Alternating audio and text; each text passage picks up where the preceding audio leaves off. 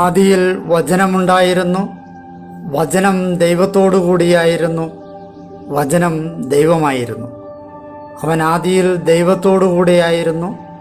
സമസ്തവും അവനിലൂടെ ഉണ്ടായി, ഒന്നും അവനെ കൂടാതെ ഉണ്ടായിട്ടില്ല. അവനിൽ ജീവനുണ്ടായിരുന്നു, ആ ജീവൻ മനുഷ്യരുടെ വെളിച്ചമായിരുന്നു. ആ വെളിച്ചം ഇരുളിൽ പ്രകാശിക്കുന്നു, അതിനെ കീഴടക്കുവാൻ ഇരുളിന് കഴിഞ്ഞില്ല. തൻ്റെ പ്രബോധനങ്ങളാൽ നമ്മെ ജ്ഞാനികളാക്കുന്ന സകലത്തിൻ്റെയും നാഥനായ ദൈവം വാഴ്ത്തപ്പെട്ടവനാകട്ടെ. ഞങ്ങളുടെ കർത്താവായ ദൈവമേ, അങ്ങയുടെ ജീവദായകവും ദൈവീകവുമായ തിരുവചനങ്ങളുടെ മധുരസ്വരം ശ്രവിക്കുന്നതിനും ഗ്രഹിക്കുന്നതിനും ഞങ്ങളുടെ ബുദ്ധിയെ പ്രകാശിപ്പിക്കണമേ. അങ്ങയുടെ വിശുദ്ധമായ പ്രബോധനത്താൽ ഞങ്ങളെ ജ്ഞാനികളാക്കണമേ. ഞങ്ങളുടെ ഇരുളടഞ്ഞ ജീവിതത്തെ അങ്ങയുടെ വചന വെളിച്ചത്താൽ പ്രകാശിപ്പിക്കണമേ. അങ്ങയുടെ വചനങ്ങളാൽ ഞങ്ങളുടെ മനസ്സിനെ ജ്വലിപ്പിക്കണമേ. ആമേൻ. 22-ാം ദിവസം ജോസഫ് ഈജിപ്തിലെ മേലധികാരി.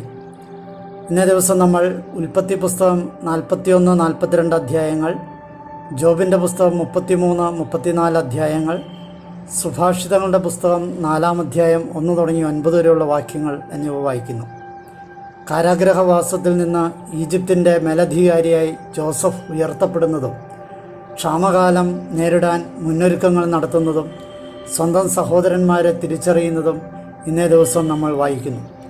നമ്മുടെ നന്മ പ്രവൃത്തികൾക്ക് തീർച്ചയായും പ്രതിഫലം ലഭിക്കുമെന്നുള്ള സന്ദേശം തിരുവചനം നമുക്ക് നൽകുന്നു. ഉൽപ്പത്തിയുടെ പുസ്തകം 41-ാം അധ്യായം. ഫറവോയുടെ സ്വപ്നം. 2 വർഷക്കാലം കഴിഞ്ഞപ്പോൾ ഫറവോ ഒരു സ്വപ്നം കണ്ടു. ഇതാ അദ്ദേഹം നൈൽ തീരത്ത് നിൽക്കുന്നു. അപ്പോഴിതാ കാഴ്ചയ്ക്ക് അഴകുള്ള ശരീരം കൊഴുത്ത 7 പശുക്കൾ നദിയിൽ നിന്ന് കയറി വരുന്നു. അവ ഞാങ്ങണമധ്യേ മേയുന്നു. അതിനു പിന്നാലെ ഇതാ കാഴ്ചയ്ക്ക് വിരൂപമായ ശരീരം മെലിഞ്ഞ വേറെ 7 പശുക്കൾ നദിയിൽ നിന്ന് കയറി വരുന്നു. നദീ തീരത്ത് അവ മറ്റു പശുക്കളുടെ അരികിൽ വന്നു നിൽക്കുന്നു. എന്നിട്ട് കാഴ്ചയ്ക്ക് വിരൂപമായ ശരീരം മെലിഞ്ഞ പശുക്കൾ കാഴ്ചയ്ക്ക് അഴകുള്ള കൊഴുത്ത 7 പശുക്കളെ വിഴുങ്ങിക്കളയുന്നു. അപ്പോൾ ഫറവോ ഉണർന്നു. അദ്ദേഹം രണ്ടാമതും ഉറങ്ങുകയും സ്വപ്നം കാണുകയും ചെയ്തു. ഇതാ പുഷ്ടിയും അഴകുമുള്ള 7 ധാന്യക്കതിരുകൾ ഒരേ തണ്ടിൽ വളർന്നു പൊങ്ങുന്നു. അവയ്ക്ക് പിന്നാലെ അതാ ശുഷ്കിച്ചതും കിഴക്കൻ കാറ്റിൽ ഉണങ്ങിക്കരിഞ്ഞതുമായ 7 കതിരുകൾ കൂടി മുളച്ചു പൊങ്ങുന്നു. ശോഷിച്ച 7 കതിരുകൾ പുഷ്ടിയും സമൃദ്ധിയുമുള്ള കതിരുകളെ വിഴുങ്ങുന്നു. ഫറവോ ഉറക്കമുണർന്നപ്പോൾ ഇതാ സ്വപ്നം മാത്രം. പ്രഭാതമായപ്പോൾ അദ്ദേഹത്തിൻ്റെ ആത്മാവ് അസ്വസ്ഥമായി. ഈജിപ്തിലെ എല്ലാ മന്ത്രവാദികളെയും അവിടുത്തെ എല്ലാ ജ്ഞാനികളെയും ആളയച്ചു വിളിച്ച് ഫറവോ തൻ്റെ സ്വപ്നം അവരോട് വിവരിച്ചു. എന്നാൽ ഫറവോയ്ക്ക് അവ വ്യാഖ്യാനിച്ചു കൊടുക്കാൻ ആരുമുണ്ടായില്ല. അപ്പോൾ പാനപാത്രവാഹക പ്രമാണി ഫറവോയോട് ഇപ്രകാരം പറഞ്ഞു: എൻ്റെ തെറ്റുകൾ ഇന്ന് ഞാൻ ഓർക്കാനിടയാകുന്നു. ഫറവോ തൻ്റെ ദാസന്മാരോട് കുപിതനായപ്പോൾ എന്നെയും പാചക പ്രമാണിയെയും കാവൽ സേനാനായകൻ്റെ വീട്ടിലെ തടങ്കലിൽ ഇട്ടിരുന്നല്ലോ. ഒരു രാത്രി ഞാനും അവനും സ്വപ്നം കണ്ടു. വ്യാഖ്യാനം സംബന്ധിച്ച് വ്യത്യസ്തതയുള്ള ഒരു സ്വപ്നമാണ് ഞങ്ങൾ കണ്ടത്. അവിടെ കാവൽ സേനാനായകൻ്റെ ദാസനായ ഒരു ഹെബ്രായ യുവാവ് ഞങ്ങളുടെ കൂടെ ഉണ്ടായിരുന്നു. ഞങ്ങളുടെ സ്വപ്നങ്ങൾ അവനോട് വിവരിച്ചപ്പോൾ അവൻ ഞങ്ങൾക്ക് അവ വ്യാഖ്യാനിച്ചു തന്നു. ഓരോരുത്തരോടും അവനവൻ്റെ സ്വപ്നത്തിനൊത്താണ് അവൻ വ്യാഖ്യാനിച്ചത്. അവൻ ഞങ്ങൾക്ക് വ്യാഖ്യാനിച്ചു തന്നതുപോലെ തന്നെ സംഭവിച്ചു. എന്നെ എൻ്റെ ഉദ്യോഗത്തിൽ പുനഃസ്ഥാപിച്ചു. അയാളെ തൂക്കിലിടുകയും ചെയ്തു. അപ്പോൾ ഫറവോ ജോസഫിനെ ആളയച്ചു വിളിച്ചു. അവർ അവനെ കുഴിയിൽ നിന്ന് തിടുക്കത്തിൽ പുറത്തു കൊണ്ടുവന്നു. അവൻ ക്ഷൗരം ചെയ്ത് തൻ്റെ വസ്ത്രങ്ങൾ മാറി ഫറവോയുടെ പക്കൽ വന്നു. ഫറവോ ജോസഫിനോട് പറഞ്ഞു: ഞാനൊരു സ്വപ്നം കണ്ടു, എന്നാൽ ആരും അത് വ്യാഖ്യാനിക്കുന്നില്ല. നീ സ്വപ്നം കേട്ട് വ്യാഖ്യാനിക്കാറുണ്ടെന്ന് നിന്നെക്കുറിച്ച് ഞാൻ കേട്ടിരിക്കുന്നു. ജോസഫ് ഫറവോയോട് ഇപ്രകാരം പ്രത്യുത്തരിച്ചു: ഞാനല്ല, ദൈവം ഫറവോയുടെ സമാധാനത്തിന് ഉതകുന്ന ഉത്തരം നൽകും. ഫറവോ ജോസഫിനോട് പറഞ്ഞു: എൻ്റെ സ്വപ്നത്തിൽ ഇതാ ഞാൻ നൈൽ തീരത്ത് നിൽക്കുകയായിരുന്നു. അപ്പോൾ അത് ശരീരം കൊഴുത്ത രൂപഭംഗിയുള്ള 7 പശുക്കൾ നദിയിൽ നിന്ന് കയറി വന്നു. അവ ഞാങ്ങണമധ്യേ മേഞ്ഞു. അവയ്ക്ക് പിന്നാലെ ഇതാ താഴ്ന്ന ഇനവും തീർത്തും വിരൂപവും ശരീരം മെലിഞ്ഞതുമായ മറ്റേഴ് പശുക്കളും കയറി വന്നു. അവയെപ്പോലെ വികൃതമായവ ഈജിപ്ത് നാട്ടിലെങ്ങും ഞാൻ കണ്ടിട്ടില്ല. ശോഷിച്ചു വികൃതമായ ആ പശുക്കൾ ആദ്യത്തെ 7 കൊഴുത്ത പശുക്കളെ വിഴുങ്ങിക്കളഞ്ഞു. എന്നാൽ അവ അവയുടെ ഉള്ളിലെത്തിയിട്ടും അവ ഉദരത്തിലെത്തിയെന്ന് ആർക്കും തിരിച്ചറിയാൻ കഴിയുമായിരുന്നില്ല. കാരണം കാഴ്ചയിൽ അവ ആദ്യത്തെ പോലെ തന്നെ വികൃതമായിരുന്നു. അപ്പോൾ ഞാൻ ഉണർന്നു. വീണ്ടും എൻ്റെ സ്വപ്നത്തിൽ ഞാൻ കണ്ടു, ഇതാ ഒരേ തണ്ടിൽ വളർന്നു നിൽക്കുന്ന പുഷ്ടിയും അഴകുമുള്ള 7 കതിരുകൾ. ഇതാ അവയ്ക്ക് ശേഷം മുളച്ചു വരുന്ന ഫലശൂന്യവും ശുഷ്കിച്ചതും കിഴക്കൻ കാറ്റിൽ ഉണങ്ങിക്കരിഞ്ഞതുമായ 7 കതിരുകൾ. ശുഷ്കിച്ച കതിരുകൾ 7 നല്ല കതിരുകളെ വിഴുങ്ങിക്കളഞ്ഞു. ഞാൻ മന്ത്രവാദികളോട് പറഞ്ഞു, എന്നാൽ അത് എനിക്ക് വേണ്ടി വിശദീകരിക്കാൻ ആരുമുണ്ടായിരുന്നില്ല. അപ്പോൾ ജോസഫ് ഫറവോയോട് പറഞ്ഞു, ഫറവോയുടെ സ്വപ്നം ഒന്ന് തന്നെ. ദൈവം ചെയ്യാൻ പോകുന്നതെന്തെന്ന് അവിടുന്ന് ഫറവോയ്ക്ക് വെളിപ്പെടുത്തിയിരിക്കുന്നു. 7 നല്ല പശുക്കൾ 7 വർഷങ്ങളാണ്. 7 നല്ല കതിരുകളും 7 വർഷങ്ങൾ തന്നെ. സ്വപ്നം ഒന്ന് തന്നെ. അവയ്ക്ക് പിന്നാലെ കയറി വരുന്ന മെലിഞ്ഞവയും വിരൂപികളുമായ 7 പശുക്കളും 7 വർഷങ്ങളാണ്. പതിര് നിറഞ്ഞതും കിഴക്കൻ കാറ്റിൽ ഉണങ്ങിക്കരിഞ്ഞതുമായ 7 കതിരുകൾ ക്ഷാമത്തിൻ്റെ 7 വർഷങ്ങളാണ്. ഞാൻ ഫറവോയോട് പറഞ്ഞ കാര്യം ഇതാണ്. ദൈവം ചെയ്യാൻ പോകുന്നതെന്തെന്ന് അവിടുന്ന് ഫറവോയ്ക്ക് കാണിച്ചു തന്നിരിക്കുന്നു. ഇതാ ഈജിപ്ത് നാട് മുഴുവനിലും വൻ സുഭിക്ഷത്തിൻ്റെ 7 വർഷങ്ങളാണ് വരുന്നത്. അവയ്ക്ക് ശേഷം ക്ഷാമത്തിൻ്റെ 7 വർഷങ്ങൾ ഉയർന്നു വരും. ഈജിപ്ത് നാട്ടിലെ സകല സമൃദ്ധിയും വിസ്മൃതമാകും. ക്ഷാമം നാടിനെ കാർന്നെടുക്കും. പിന്നാലെ വരുന്ന ആ ക്ഷാമത്തിന് മുമ്പിൽ നാട്ടിലെ സമൃദ്ധി അറിയപ്പെടുകയേയില്ല. കാരണം അത് അതിരൂക്ഷമായിരിക്കും. ഫറവോയ്ക്ക് സ്വപ്നം തുടർച്ചയായി 2 തവണ ഉണ്ടായത് ദൈവത്തിൻ്റെ ഭാഗത്തു നിന്ന് ഇക്കാര്യം ഉറപ്പിച്ചെന്നും ദൈവം അത് നിവർത്തിക്കാൻ തിടുക്കപ്പെടുന്നെന്നും ഉള്ളതുകൊണ്ടാണ്. അതുകൊണ്ട് ഇപ്പോൾ ഫറവോ വിവേകിയും ബുദ്ധിമാനുമായ ഒരാളെ കണ്ടെത്തി അവനെ ഈജിപ്ത് ദേശത്തിനു മേൽ നിയമിക്കട്ടെ. രാജ്യത്ത് മേൽനോട്ടക്കാരെ നിയമിച്ച് സമൃദ്ധിയുടെ 7 വർഷങ്ങളിലും ഈജിപ്ത് ദേശത്ത് നിന്ന് 5-1 ശേഖരിക്കാൻ ഫറവോ നടപടിയെടുക്കട്ടെ. വരാൻ പോകുന്ന ഈ നല്ല വർഷങ്ങളുടെ ഭക്ഷ്യവിഭവം മുഴുവൻ അവർ ശേഖരിക്കട്ടെ. ഫറവോയുടെ കരത്തിൻ കീഴിൽ അവർ ഗോതമ്പ് സമാഹരിക്കുകയും ഭക്ഷ്യവിഭവം നഗരങ്ങളിൽ സൂക്ഷിച്ചു വയ്ക്കുകയും ചെയ്യട്ടെ.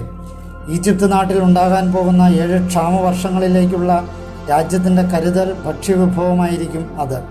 അങ്ങനെ നാട് പട്ടിണി കൊണ്ട് നശിക്കാതിരിക്കും. ജോസഫ് ഈജിപ്തിൻ്റെ മേലുദ്യോഗസ്ഥൻ.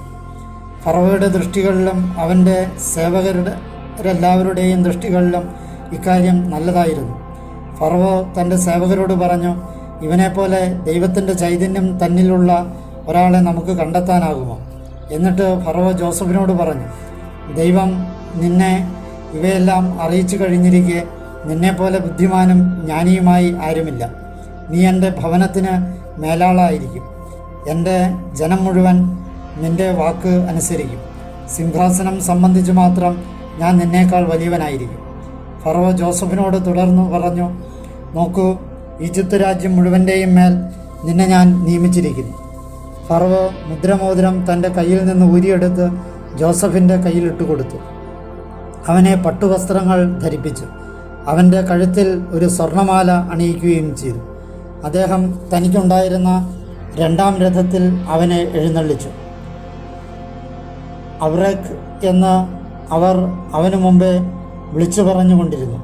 അങ്ങനെ അദ്ദേഹം അവനെ ഈജിപ്ത് രാജ്യം മുഴുവൻ്റെയും മേൽ നിയമിച്ചു. ഫറവോ ജോസഫിനോട് പറഞ്ഞു, ഞാൻ ഫറവോയാണ്.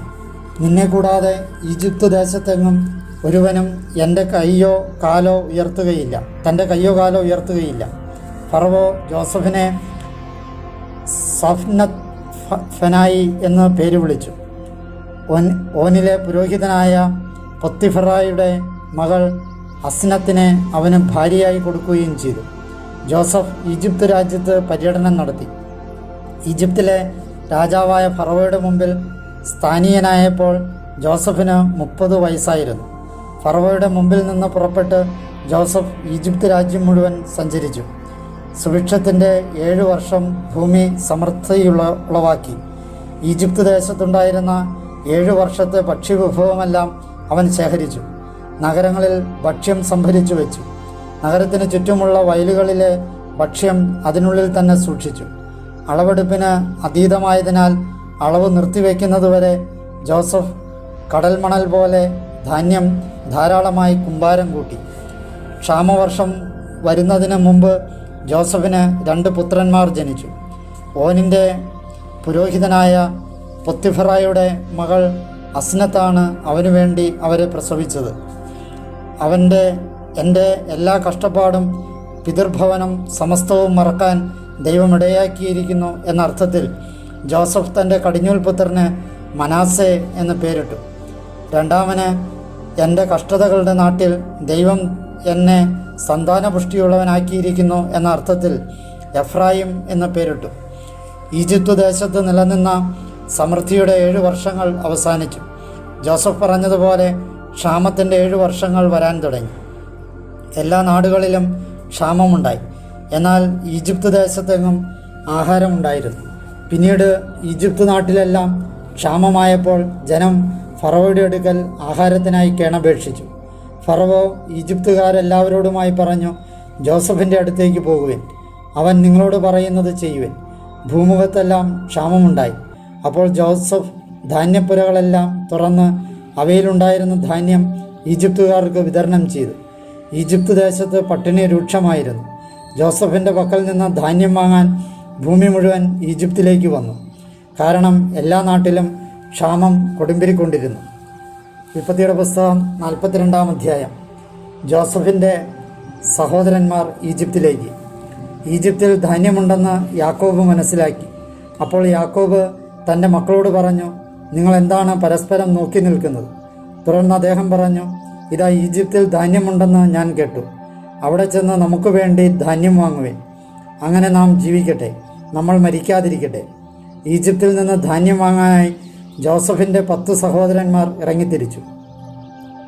അവൻ എന്തെങ്കിലും അപകടം പിണഞ്ഞെങ്കിലോ എന്ന് പറഞ്ഞ് യാക്കോബ് ജോസഫിൻ്റെ സഹോദരനായ ബെഞ്ചമിനെ അവൻ്റെ സഹോദരന്മാരുടെ കൂടെ അയച്ചില്ല. അങ്ങനെ ധാന്യം വാങ്ങാൻ പോകുന്നവരുടെ കൂട്ടത്തിൽ ഇസ്രായേലിൻ്റെ മക്കളും പോയി. കാരണം കാനാൻ ദേശത്തും ക്ഷാമമായിരുന്നു. ജോസഫായിരുന്നു ആ നാട്ടിലെ മേലധികാരി. അവനാണ് നാട്ടുകാർക്കെല്ലാം ധാന്യം വിറ്റിരുന്നത്. ജോസഫിൻ്റെ സഹോദരന്മാർ വന്ന് നിലം പറ്റെ മുഖം താഴ്ത്തി അവനെ വണങ്ങി. ജോസഫ് തൻ്റെ സഹോദരന്മാരെ കണ്ടപ്പോൾ തിരിച്ചറിഞ്ഞു. പക്ഷേ അവൻ അപരിചിതനെപ്പോലെ അവരോട് പെരുമാറുകയും പരുഷമായി അവരോട് സംസാരിക്കുകയും ചെയ്തു. അവൻ അവരോട് ചോദിച്ചു, നിങ്ങൾ എവിടെ നിന്ന് വരുന്നു? അവർ പറഞ്ഞു, ഭക്ഷ്യധാന്യം വാങ്ങാൻ കാനാൻ ദേശത്തു നിന്ന്. ജോസഫ് തൻ്റെ സഹോദരന്മാരെ തിരിച്ചറിഞ്ഞെങ്കിലും അവർ അവനെ തിരിച്ചറിഞ്ഞില്ല. അവരെക്കുറിച്ച് താൻ കണ്ട സ്വപ്നങ്ങൾ ജോസഫ് ഓർത്തു. അവൻ അവരോട് പറഞ്ഞു, നിങ്ങൾ ചാരന്മാരാണ്, നാടിൻ്റെ ബലക്ഷയം കണ്ടുപിടിക്കാനാണ് നിങ്ങൾ വന്നിരിക്കുന്നത്. അവർ അവനോട് പറഞ്ഞു, അല്ല എൻ്റെ യജമാനനെ, അങ്ങയുടെ ദാസന്മാർ വന്നിരിക്കുന്നത് ഭക്ഷ്യധാന്യം വാങ്ങാനാണ്. ഞങ്ങളെല്ലാവരും ഒറ്റയാളുടെ മക്കളാണ്. ഞങ്ങൾ സത്യസന്ധരാണ്. അങ്ങയുടെ ദാസന്മാർ ചാരന്മാരല്ല. അവൻ അവരോട് പറഞ്ഞു, അല്ല, തീർച്ചയായും നാടിൻ്റെ ബലക്ഷയം കണ്ടുപിടിക്കാനാണ് നിങ്ങൾ വന്നിരിക്കുന്നത്. അപ്പോൾ അവർ പറഞ്ഞു, അങ്ങയുടെ ദാസന്മാരായ ഞങ്ങൾ 12 സഹോദരന്മാരാണ്, കാനാൻ ദേശത്തുള്ള ഒരാളുടെ പുത്രന്മാർ. ഇതാ ഇളയവൻ ഇന്ന് ഞങ്ങളുടെ പിതാവിൻ്റെ കൂടെയാണ്, എന്നാൽ ഒരുവൻ ഇല്ലാതായി. ജോസഫ് അവരോട് പറഞ്ഞു, അതുകൊണ്ട് തന്നെയാണ് നിങ്ങൾ ചാരന്മാരാണെന്ന് ഞാൻ നിങ്ങളോട് പറഞ്ഞത്. ഇതിനാൽ നിങ്ങൾ പരിശോധിക്കപ്പെടും. നിങ്ങളുടെ ഇളയ സഹോദരൻ ഇവിടെ വന്നിട്ടല്ലാതെ ഫറവോയുടെ ജീവനാണെ നിങ്ങൾ ഇവിടം വിട്ടു പോവുകയില്ല. നിങ്ങളുടെ സഹോദരനെ കൊണ്ടുവരാനായി നിങ്ങളിൽ നിന്ന് ഒരുവനെ അയക്കുവിൻ. അപ്പോൾ നിങ്ങളാകട്ടെ തടവിലായിരിക്കും. അങ്ങനെ നിങ്ങളുടെ വാക്കുകൾ സത്യമോ എന്ന് തെളിയിക്കപ്പെടട്ടെ. അങ്ങനെ അല്ലെങ്കിൽ ഫറവോയുടെ ജീവനാണ്, നിങ്ങൾ തീർച്ചയായും ചാരന്മാരാണ്. അവൻ അവരെ 3 ദിവസം തടങ്ങളിൽ സൂക്ഷിച്ചു. 3-ാം ദിവസം ജോസഫ് അവരോട് പറഞ്ഞു, ഇത് ചെയ്യുവിൻ, എങ്കിൽ നിങ്ങൾ ജീവിക്കും. ദൈവത്തെ ഭയപ്പെടുന്നവനാണ് ഞാൻ. നിങ്ങൾ സത്യസന്ധരാണെങ്കിൽ നിങ്ങളുടെ ഒരു സഹോദരൻ കാരാഗ്രഹത്തിൽ ബന്ധനസ്ഥനായാൽ മതി. നിങ്ങൾ പോയി വീടുകളിലെ പട്ടിണിക്ക് ധാന്യമെത്തിക്കുവിൻ. നിങ്ങളുടെ ഇളയ സഹോദരനെ എൻ്റെ അടുക്കൽ കൊണ്ടുവരുവിൻ. അപ്പോൾ നിങ്ങളുടെ വാക്കുകൾ സത്യസന്ധമെന്ന് തെളിയും, നിങ്ങൾക്ക് മരിക്കേണ്ടി വരികയുമില്ല. അവർ അപ്രകാരം ചെയ്തു. അവർ തമ്മിൽ പറഞ്ഞു, കഷ്ടം, നമ്മുടെ സഹോദരൻ നമ്മോട് കേണപേക്ഷിച്ചപ്പോൾ അവൻ്റെ പ്രാണസങ്കടം കണ്ടിട്ടും ചെവി കൊടുക്കാതിരുന്ന നമ്മൾ അവനെ പ്രതി അപരാധികളാണ്. അതുകൊണ്ടാണ് നമുക്ക് ഈ ദുരിതം വന്നിരിക്കുന്നത്. അപ്പോൾ റൂബൻ ഇപ്രകാരം പ്രത്യുത്തരിച്ചു, കുട്ടിക്കെതിരെ തെറ്റു ചെയ്യരുതെന്ന് ഞാൻ നിങ്ങളോട് പറഞ്ഞതല്ലേ, എന്നാൽ നിങ്ങൾ കേട്ടില്ല. ഇതാ അവൻ്റെ രക്തം തന്നെ പക വീട്ടുകയാണ്. ജോസഫിന് അത് മനസ്സിലാകുന്നുണ്ടെന്ന് അവർ കരുതിയില്ല. കാരണം അവർക്കിടയിൽ ഒരു ദ്വിഭാഷിയുണ്ടായിരുന്നു. അവൻ അവരിൽ നിന്ന് വിട്ടുമാറി കരഞ്ഞു. അവരുടെ പക്കൽ തിരിച്ചെത്തി അവരുമായി സംസാരിച്ചു. തുടർന്ന് അവരുടെ കൂട്ടത്തിൽ നിന്ന് ശിമയോനെ പിടിച്ച് അവരുടെ കൺമുമ്പിൽ വെച്ച് ബന്ധിച്ചു. ഓരോരുത്തൻ്റെ ചാക്കിലും അവനവൻ്റെ പണം തിരികെ വയ്ക്കാനും യാത്രയ്ക്ക് വേണ്ടത് അവർക്ക് കൊടുക്കാനും ജോസഫ് കൽപ്പിച്ച പ്രകാരം അവരുടെ ഭാണ്ഡങ്ങളിൽ അവർ ഗോതമ്പ് നിറച്ചു. അങ്ങനെയാണ് അവൻ അവരോട് ചെയ്തത്. ധാന്യം തങ്ങളുടെ കഴുതകളുടെ പുറത്തു കയറ്റി അവർ അവിടെ നിന്ന് യാത്ര തിരിച്ചു. വഴിയമ്പലത്തിൽ വെച്ച് ഒരുവൻ കഴുതയ്ക്ക് തീറ്റി കൊടുക്കാൻ ചാക്കു തുറന്നപ്പോൾ തൻ്റെ പണം കണ്ടു. ഇതാ അത് ചാക്കുകെട്ടിൻ്റെ വായ്ഭാഗത്ത്. അവൻ തൻ്റെ സഹോദരന്മാരോട് പറഞ്ഞു, എൻ്റെ പണം തിരിച്ചെത്തിയിരിക്കുന്നു, ഇതാ അതെൻ്റെ കെട്ടിൽ തന്നെയുണ്ട്. അപ്പോൾ അവരുടെ ഹൃദയം ഇടിഞ്ഞുപോയി. അവർ ഭയം കൊണ്ട് വിറച്ച് പരസ്പരം പറഞ്ഞു, എന്താണ് ദൈവം നമ്മോട് ഈ ചെയ്തിരിക്കുന്നത്?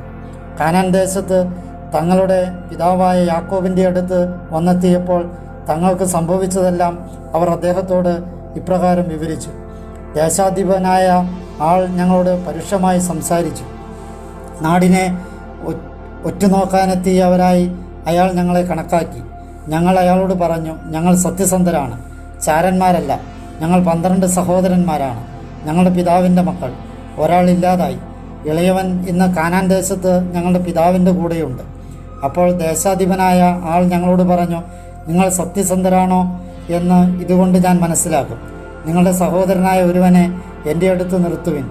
നിങ്ങളുടെ ഭവനങ്ങളിലെ പട്ടിണിക്ക് വേണ്ടത് എടുത്തുകൊണ്ടു പോകുവിൻ. പിന്നെ നിങ്ങളുടെ ഇളയ സഹോദരനെ എൻ്റെ അടുക്കൽ കൊണ്ടുവരുവിൻ. അപ്പോൾ നിങ്ങൾ ചാരന്മാരല്ലെന്നും സത്യസന്ധരാണെന്നും എനിക്ക് ബോധ്യമാകും. നിങ്ങളുടെ സഹോദരനെ ഞാൻ നിങ്ങൾക്ക് വിട്ടു തരുന്നതുമാണ്. നിങ്ങൾക്ക് ഈ നാട് പ്രയോജനപ്പെടുത്തുകയുമാകാം. അവർ തങ്ങളുടെ ചാക്കുകൾ അഴിക്കുമ്പോൾ അതാ ഓരോരുത്തൻ്റെയും പണക്കിഴി അവനവൻ്റെ ചാക്കിൽ. അവരും അവരുടെ പിതാവും അവരുടെ പണക്കിഴികൾ കണ്ട് ഭയപ്പെട്ടു. അവരുടെ പിതാവായ യാക്കോബ് അവരോട് പറഞ്ഞു, നിങ്ങൾ എന്നെ അനപത്യനാക്കിയിരിക്കുന്നു. ജോസഫ് ഇല്ലാതായി, ശിമയോനുമില്ല. ഇനി നിങ്ങൾ ബെഞ്ചമിനെയും കൊണ്ടുപോകും. എല്ലാം എനിക്കെതിരായി സംഭവിക്കുന്നു. റൂബൻ തൻ്റെ പിതാവിനോട് ഇപ്രകാരം പറഞ്ഞു, ഞാൻ അവനെ അങ്ങയുടെ പക്കൽ തിരികെ കൊണ്ടുവന്നില്ലെങ്കിൽ എൻ്റെ മക്കളെ 2 പേരെയും അങ്ങേക്ക് കൊല്ലാം. അവനെ എൻ്റെ കയ്യിലേൽപ്പിക്കുക. ഞാൻ അവനെ അങ്ങയുടെ അടുത്ത് തിരികെ കൊണ്ടുവരുന്നതാണ്. അപ്പോൾ അദ്ദേഹം പറഞ്ഞു, എൻ്റെ മകൻ നിങ്ങളോടുകൂടെ വരികയില്ല, കാരണം അവൻ്റെ സഹോദരൻ മൃതനായി. ഇനി ഇവൻ മാത്രമേ ശേഷിച്ചിട്ടുള്ളൂ. നിങ്ങൾ പോകുന്ന വഴിയിൽ അവൻ ആപത്ത് സംഭവിച്ചാൽ നിങ്ങൾ എൻ്റെ വാർദ്ധക്യത്തെ കഠിന ദുഃഖത്തിൽ പാതാളത്തിലേക്ക് തള്ളിവിടുകയായിരിക്കും. ജോബിൻ്റെ പുസ്തകം 33-ാം അധ്യായം. എന്നിരിക്കലും ജോബെ, നീ എൻ്റെ ഭാഷണം ദയവായി കേൾക്കുക. എൻ്റെ വാക്കുകളെല്ലാം ശ്രവിച്ചാലും. ഇതാ ഞാൻ എൻ്റെ വായി തുറന്നിരിക്കുന്നു. എൻ്റെ നാവ് എൻ്റെ കണ്ഠത്തിൽ സംസാരിക്കുന്നു. എൻ്റെ വാക്കുകൾ എൻ്റെ ഹൃദയത്തിൻ്റെ പരമാർത്ഥതയാണ്. എൻ്റെ അധരങ്ങൾ സംസാരിക്കുന്നത് പരിപാവനമായ അറിവാണ്. ദൈവചൈതന്യം എന്നെ സൃഷ്ടിച്ചു. സർവശക്തൻ്റെ ശ്വാസം എന്നെ ജീവിപ്പിച്ചു. നിനക്ക് കഴിയുമെങ്കിൽ എന്നോട് പ്രതികരിക്കുക. ഒരുങ്ങി എൻ്റെ മുമ്പിൽ നിലയുറപ്പിക്കുക. ഇതാ നിൻ്റെ വാക്കനുസരിച്ച് ഞാൻ തമ്പുരാനുള്ളവനാണ്. ഞാനും കളിമണ്ണിൽ നിന്ന് മെനയപ്പെട്ടവനാണ്. എന്നെക്കുറിച്ചുള്ള പേടി നിന്നെ അസ്വസ്ഥനാക്കരുത്. എൻ്റെ ഭാരം നിൻ്റെ മേൽ സമ്മർദ്ദം ചെലുത്തുകയില്ല. അതെ, എൻ്റെ ചെവികളിൽ നീ പറയുന്നു, നിൻ്റെ വചസ്സുകളുടെ സ്വരം ഞാൻ ശ്രവിക്കും. ഞാൻ നിർമ്മലനാണ്, അകൃത്യമില്ലാത്തവൻ. ഞാൻ നിഷ്കളങ്കനാണ്, എന്നിൽ തിന്മയില്ല. എന്നിട്ടും അവിടുന്ന് എനിക്കെതിരെ പരാതികൾ കണ്ടുപിടിക്കുകയും തൻ്റെ ശത്രുവായി എന്നെ പരിഗണിക്കുകയും ചെയ്യുന്നു. അവിടുന്ന് എൻ്റെ കാലുകൾ ആമത്തിലിടുകയും എൻ്റെ മാർഗങ്ങളെല്ലാം പരിശോധിക്കുകയും ചെയ്യുന്നു. ഇക്കാര്യത്തിൽ നീ നീതിമാനല്ല. ഞാൻ നിനക്ക് ഉത്തരം നൽകാം. തീർച്ചയായും മർത്തിനേക്കാൾ ശ്രേഷ്ഠനാണ് ദൈവം. അവിടുന്ന് തൻ്റെ വചനങ്ങളൊന്നും പ്രത്യുത്തരിക്കാത്തതുകൊണ്ട് നീ അവിടുത്തോട് കലഹിക്കുന്നതെന്തിന്? കാരണം ദൈവം ഒരിക്കൽ സംസാരിക്കുന്നു, അവിടുന്ന് അത് രണ്ടാമതൊരിക്കൽ പരിഗണിക്കുന്നില്ല. കിടക്കയിലെ മയക്കങ്ങളിൽ ആളുകളുടെ മേൽ ഗാഠനിദ്ര നിബദിക്കുമ്പോൾ, ഒരു നിശാദർശനത്തിൽ, ഒരു സ്വപ്നത്തിൽ, അപ്പോൾ അവിടുന്ന് ആളുകളുടെ ചെവി തുറന്ന് അവർക്കുള്ള മുന്നറിയിപ്പുകളാൽ മുദ്രവെക്കുന്നു. ഇത് മനുഷ്യൻ തൻ്റെ പ്രവൃത്തി മാറ്റാനാണ്. അങ്ങനെ മർത്യനിൽ നിന്ന് അവിടുന്ന് അഹങ്കാരം നീക്കുന്നു. അവിടുന്ന് ഗർത്തത്തിൽ നിന്ന് അവൻ്റെ ആത്മാവിനെയും ചാട്ടുളി കടക്കാതെ അവൻ്റെ ജീവനെയും പിടിച്ചു നിർത്തുന്നു. അവൻ തൻ്റെ കിടക്കയിൽ വേദനയാൽ ശിക്ഷിക്കപ്പെടുന്നു. അവൻ്റെ അസ്ഥികളുടെ അസ്വാസ്ഥ്യം സ്ഥായിയാണ്.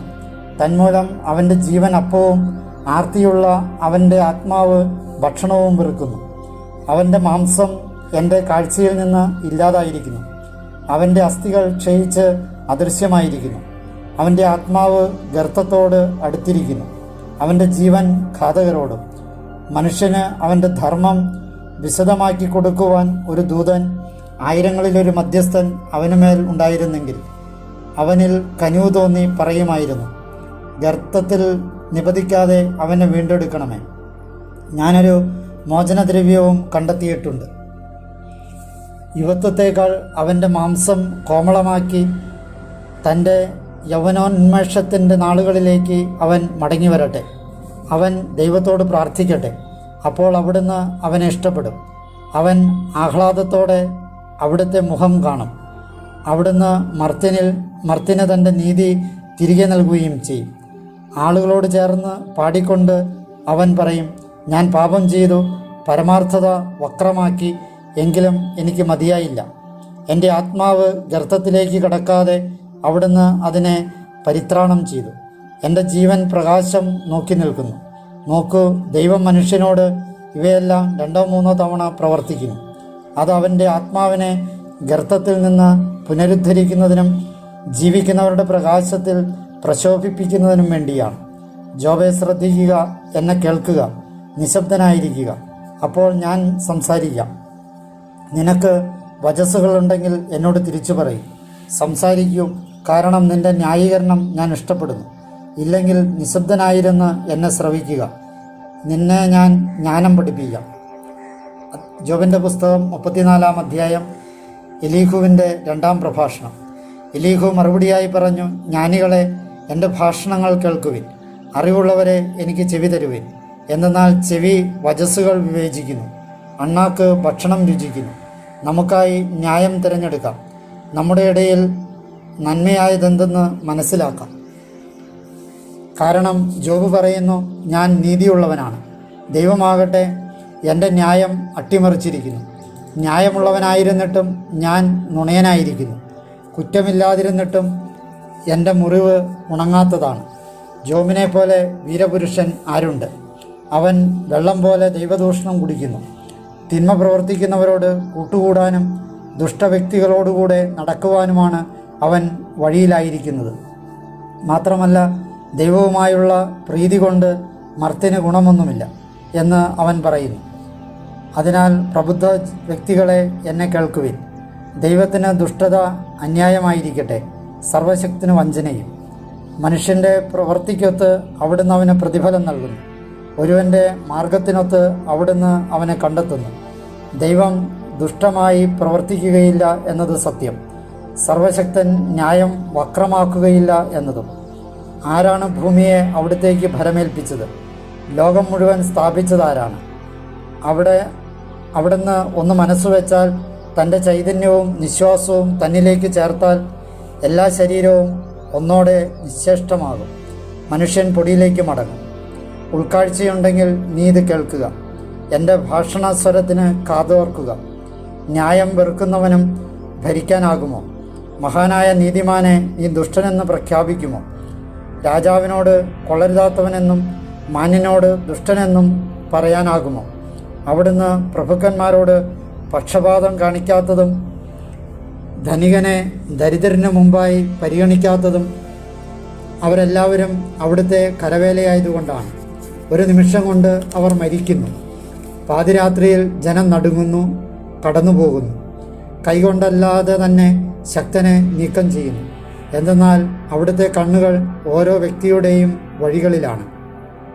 അവൻ്റെ ഓരോ ചുവടുവെപ്പും അവിടുന്ന് കാണുന്നു. തിന്മ പ്രവർത്തിക്കുന്നവർക്ക് സ്വയം ഒളിക്കാൻ അവിടെ അന്ധകാരമില്ല, മരണനിഴലുമില്ല. ദൈവസന്നിധിയിൽ ന്യായവിധിക്ക് അണയാൻ ആർക്കും അവിടുന്ന് കാലാവധി നിശ്ചയിച്ചിട്ടില്ലല്ലോ. അവിടുന്ന് മഹാന്മാരെ വിചാരണ കൂടാതെ തകർത്ത് കളയുന്നു.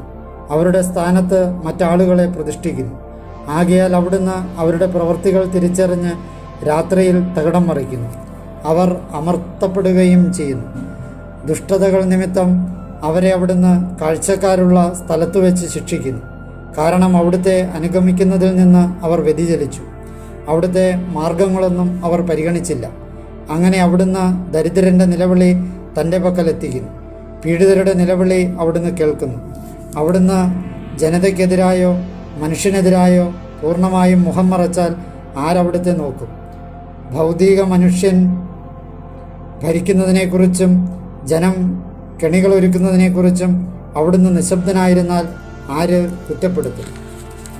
തീർച്ചയായും അവൻ തമ്പുരാനോട് പറയുന്നത്, ഞാൻ ശിക്ഷയേറ്റു, ഞാൻ പിഴയ്ക്കുകയില്ല.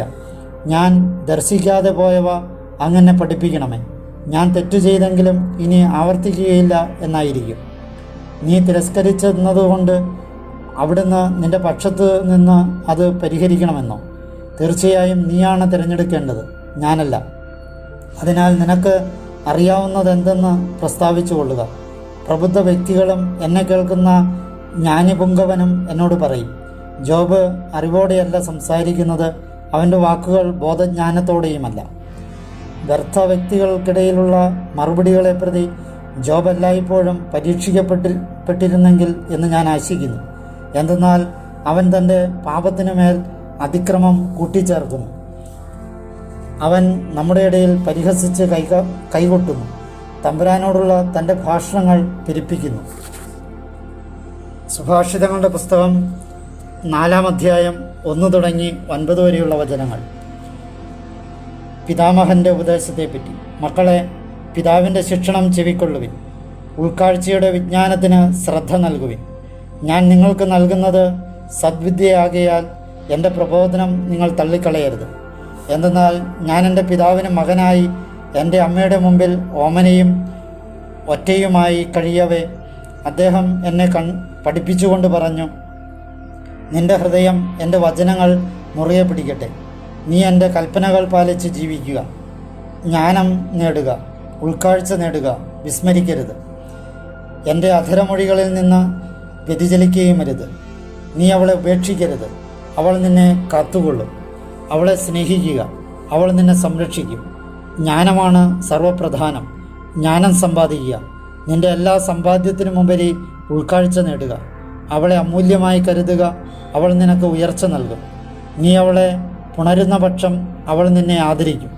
അവൾ നിന്റെ ശിരസിൽ കൃപാലങ്കാരമണിയിക്കും. അവൾ നിന്നെ മഹിമയുടെ കിരീടം ചാർത്തും.